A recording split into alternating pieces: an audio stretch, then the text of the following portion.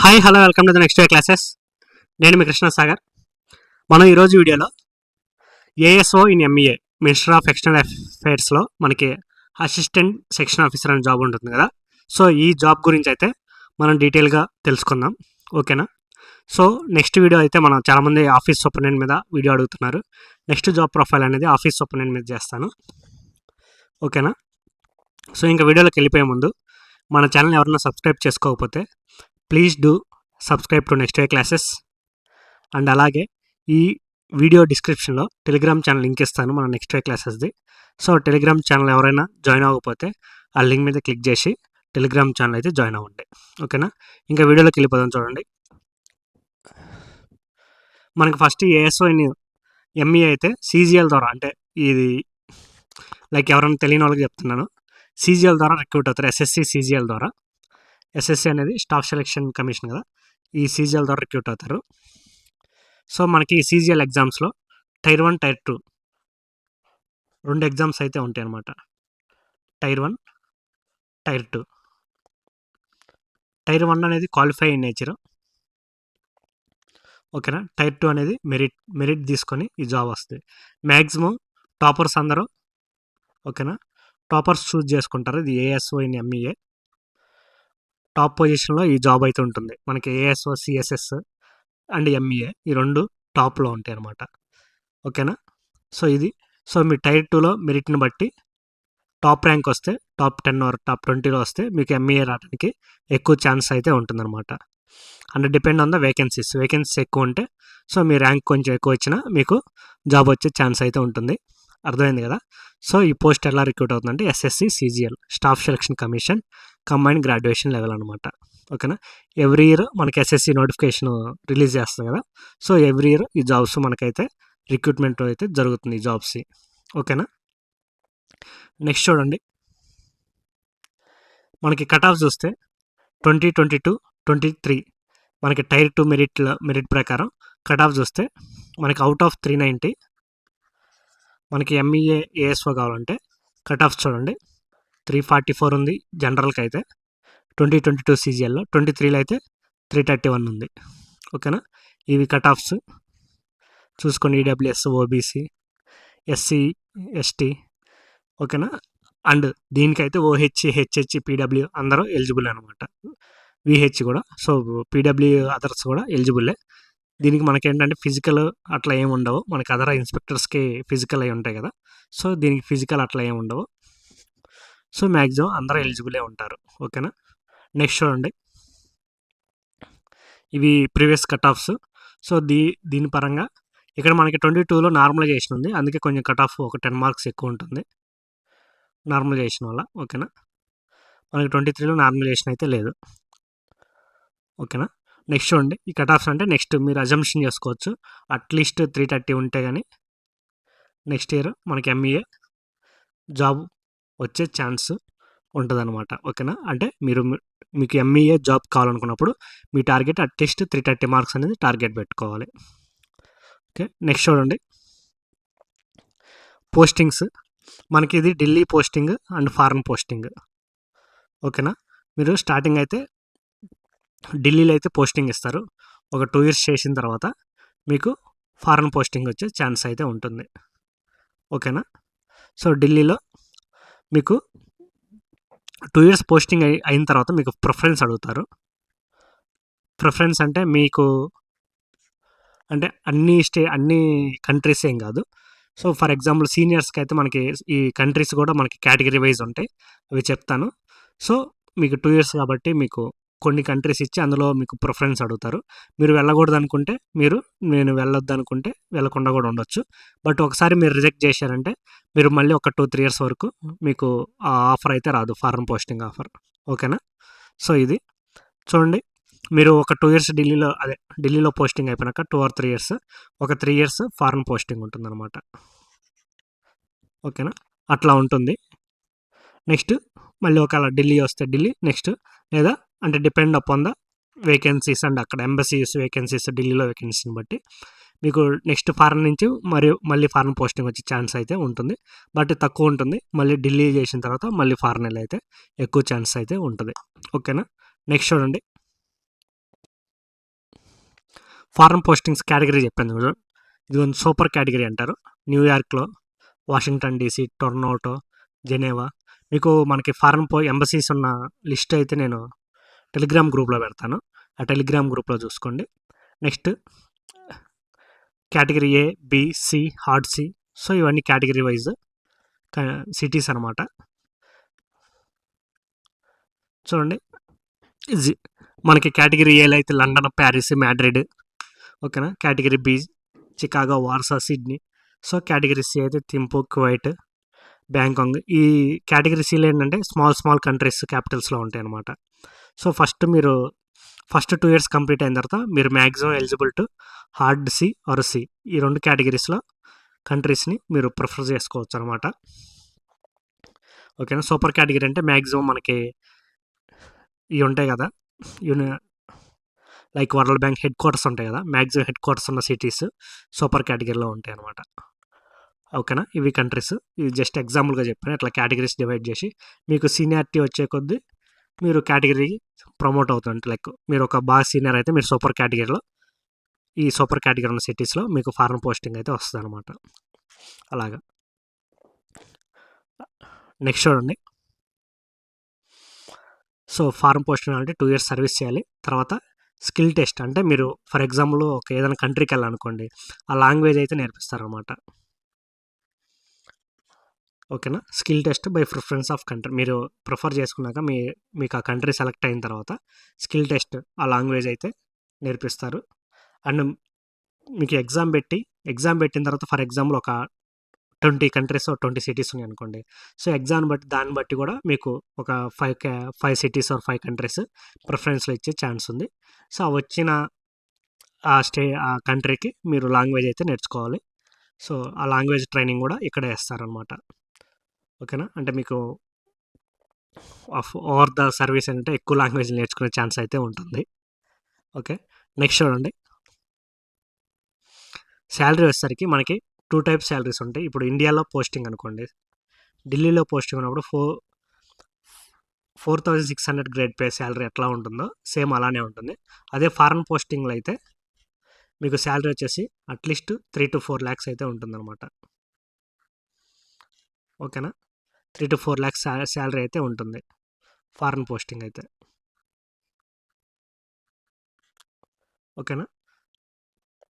And ఇక్కడ no tax. ఈ 3-4 lakhs వచ్చిన ట్యాక్స్ అయితే ఏం పే చేయాల్సిన అవసరం లేదు, అంతా వైట్ మనీ అనమాట. అండ్ ఎలివెన్సెస్ కూడా చాలా ఉంటాయి, అవి కూడా చెప్తాను చూడండి. మనకి నార్మల్గా 406 అంటే ఇన్స్పెక్టర్ లెవెల్ ఏఎస్ఓ ఇండియాలో చేస్తే ఏ బెనిఫిట్స్ ఉంటాయి, అదే ఏఎస్ఓకి అయితే ఏ బెనిఫిట్స్ ఉంటాయి కూడా చూద్దాం. మనకి ఏఎస్ఓకి అయితే చాలా ఎక్కువ బెనిఫిట్స్ అయితే ఉంటాయి, చూద్దాం ఏంటో. ఈ నార్మల్గా బెనిఫిట్స్ వచ్చేసరికి దీపావళి బోనస్, ఎల్టీసీలు, మనకి ఎవ్రీ 3 yearsకి ఒకసారి బ్యాగ్ కూడా మనం పెట్టుకోవచ్చు. అప్ టు 4,500 అనుకుంటాను. సో బ్యాగ్ అలవెన్స్ అని చెప్పేసి 4,500 ఇస్తారు 3 yearsకి ఒకసారి. మనం అప్లై చేసుకోవచ్చు, లేకపోతే లేదు. మెడికల్ ఫెసిలిటీస్, ఇది ఎవ్రీ గవర్నమెంట్ ఎంప్లాయీకి ఉండేవి. ఓకేనా.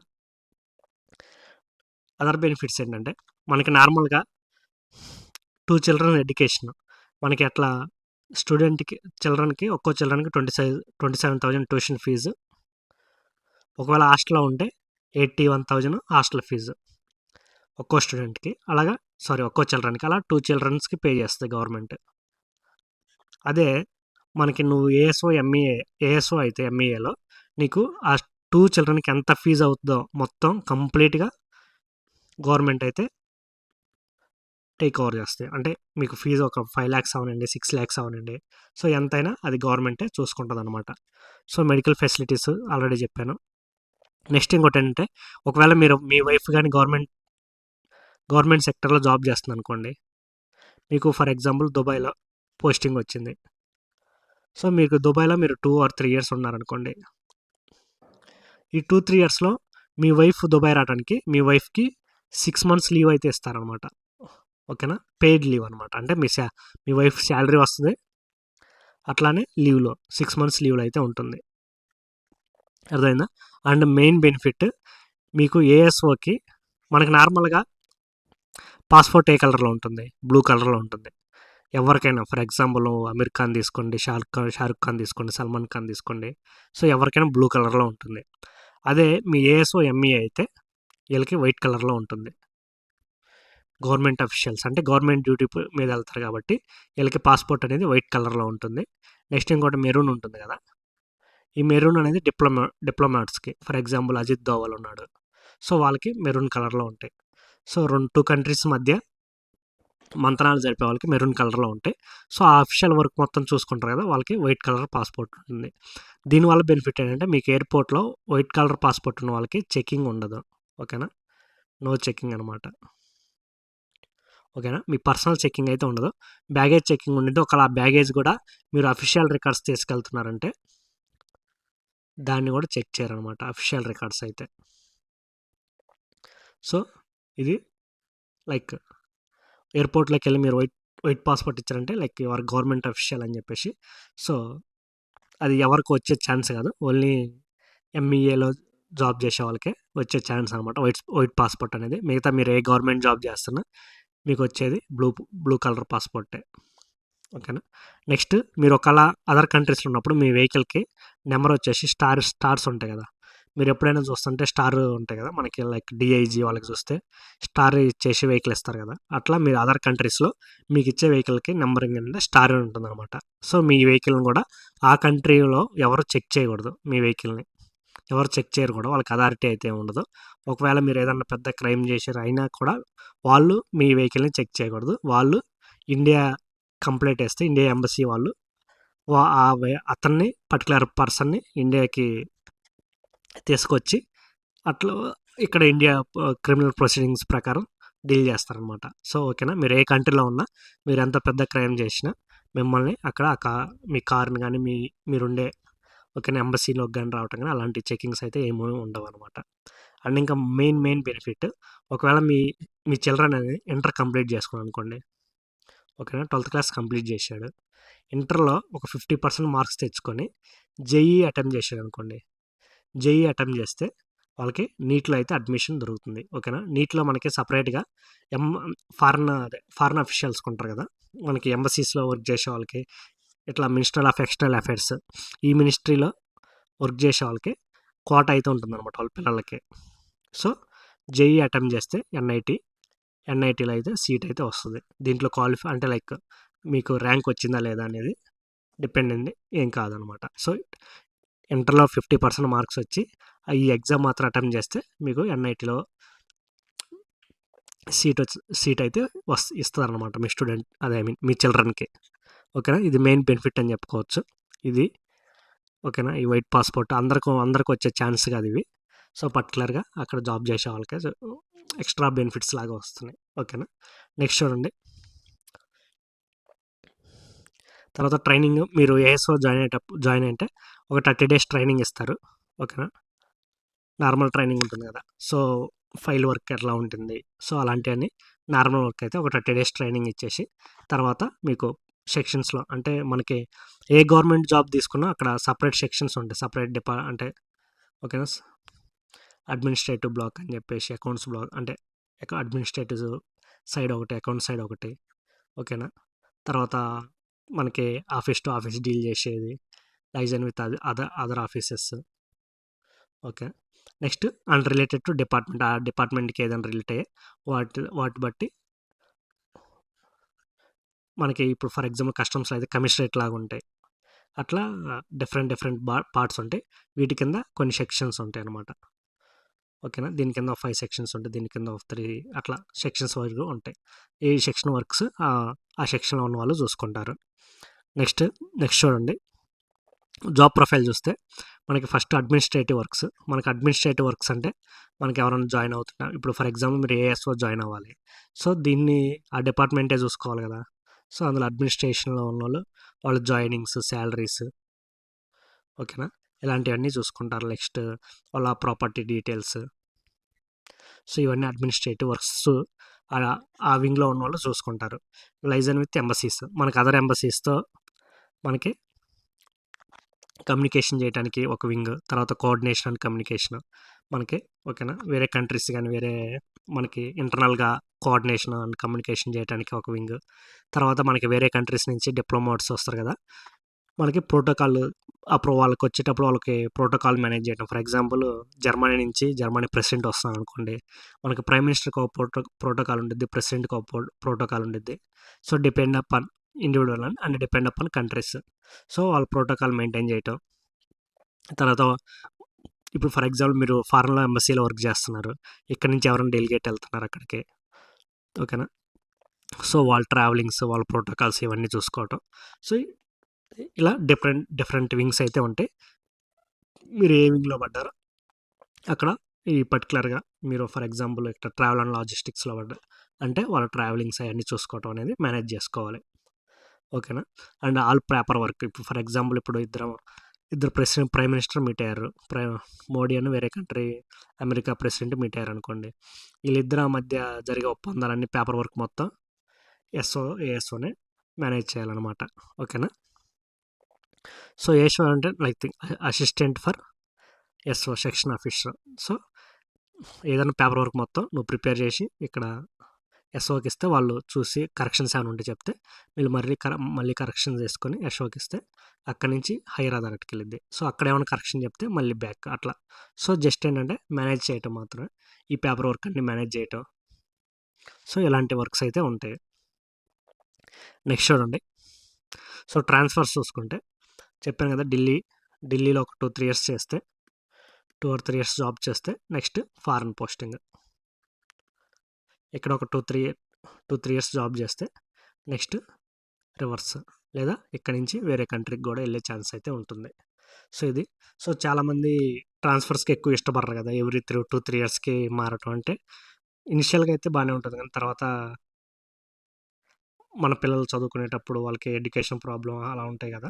సో, అలాంటప్పుడు ఎక్కువ ఇంట్రెస్ట్ చూపరు కదా. సో, వాళ్ళకైతే ఈ జాబ్‌నైతే ప్రిఫర్ చేసుకోవద్దు. ఎందుకంటే ఎవ్రీ 2-3 ఇయర్స్‌కి అయితే ట్రాన్స్ఫర్స్ అయితే కంపల్సరీ ఉంటాయి. ఓకేనా? నెక్స్ట్ చూడండి. ప్రమోషన్ చూస్తే మీరు ఏఎస్ఓలా జాయిన్ అయితే నెక్స్ట్ ప్రమోషన్ వచ్చేసరికి ఎస్ఓ, తర్వాత under secretary, deputy secretary. Maximum deputy secretary వరకు అయితే వెళ్ళొచ్చు. ఓకేనా? ఆ తర్వాత ప్రమోషన్స్ అంటే కొంచెం డిఫికల్ట్‌గానే ఉండేది. ఒకవేళ మీరు ఎర్లీ ఏజ్‌లో స్టార్ట్ అయినా మ్యాక్సిమం డిప్యూటీ సెక్రటరీ వరకు అయితే రీచ్ అవుతారనమాట. సో, ఫస్ట్ ప్రమోషన్ కొంచెం ఎర్లీగా ఉంటుంది. ఒక 3-4 ఇయర్స్ మధ్యలో ఉంటుంది. ఆ నెక్స్ట్ ప్రమోషన్ రావడం కొంచెం టఫ్. ఫర్ ఎగ్జాంపుల్ ఇక్కడ నుంచి ఒక 12-15 ఇయర్స్ పట్టొచ్చు. ఓకేనా? సో, ఇక్కడ ఒక 10 ఇయర్స్. అక్కడ నార్మల్‌గా ఆన్ పేపర్ మీకేం చెప్తారంటే 5 ఇయర్స్ అని ప్రమోషన్ చెప్తారు. బట్ అది రియాలిటీలో సాధ్యమైతే అవ్వదు. మినిమం 10 ఇయర్స్ అయితే ప్రమోషన్ అయితే ఉంటుందన్నమాట. సో, మ్యాక్సిమం డిప్యూటీ సెక్రటరీకి అయితే రీచ్ అవుతారు. ఓకేనా? నెక్స్ట్ ప్రమోషన్ అంటే డైరెక్టర్. సో, ఇక్కడికి మ్యాక్సిమం ఐఆర్ఎస్ ఆఫీసర్సే ఉంటారు. మనం సీజీఎల్ నుంచి ఇక్కడ వరకు వెళ్ళటం అయితే కష్టం. ఓకేనా? ఇది ప్రమోషన్. నెక్స్ట్ చూడండి. వర్కింగ్ డేస్ అయితే ఇక్కడ కూడా working days 5 days per week అనమాట. నెక్స్ట్ ఫారెన్ పోస్టింగ్ కంపల్సరీ చేయాలంటే మీకు ఇష్టం లేకపోతే చేయని అవసరం లేదు. ఓకేనా? కంపల్సరీ ఏం కాదు. ఫారెన్ పోస్టింగ్లో మీరు జాబ్ చేయాల్సిన కంపల్సరీ అయితే ఏం లేదు. నెక్స్ట్ అదర్ ఎగ్జామ్స్ ప్రిపేర్ అవ్వచ్చు అంటే ఓకే టైం అయితే ఉంటుంది. మరీ ఎక్కువ టైం అని కాదు. సో, ఏ గవర్నమెంట్ జాబ్‌లో అయినా లైక్ ఎనీ అదర్ సీజీఎల్ జాబ్స్‌లో ఎట్లా ఉంటుందో దీనికి కూడా అంతే ఒక 3-4 అవర్స్ టైం అయితే ఉంటుంది. ఓకేనా? మీరు అదర్ ఎగ్జామ్స్‌కి ప్రిపేర్ అవ్వాలనుకుంటే అండ్ మీ హైయర్ అఫీషియల్స్ కూడా వాళ్ళ మీద కూడా కొంచెం డిపెండ్ అయి ఉంటుంది. వాళ్ళు కూడా చిల్ అయితే మీకు కొంచెం ఎక్కువ టైం అయితే దొరుకుతుంది. అంటే వాళ్ళు కూడా వర్క్ కొంచెం మేనేజ్ చేయగలిగితే. లేదు మొత్తం మీ మీదే బర్డెన్ వేస్తున్నారంటే మీకు కొంచెం తక్కువ టైం దొరికే ఛాన్స్ అయితే ఉంటుంది అదర్ గవర్నమెంట్ ఎగ్జామ్స్కి ప్రిపేర్ అవ్వడానికి. ఓకేనా? సో, అది ఈ వీడియో. సో, ఇక్కడ వరకు వచ్చారంటే మీకు నా వీడియోస్ ఉపయోగపడుతున్నాయనే కదా మీనింగ్. సో, ఇక్కడ దాకా వచ్చిన వాళ్ళు please do subscribe to next day classes. So, ఇంకా మీ ముందుకు మరిన్ని వీడియోస్ తీసుకురావడానికి ట్రై చేస్తాను. ఓకేనా? So, thank you for watching next day classes. By.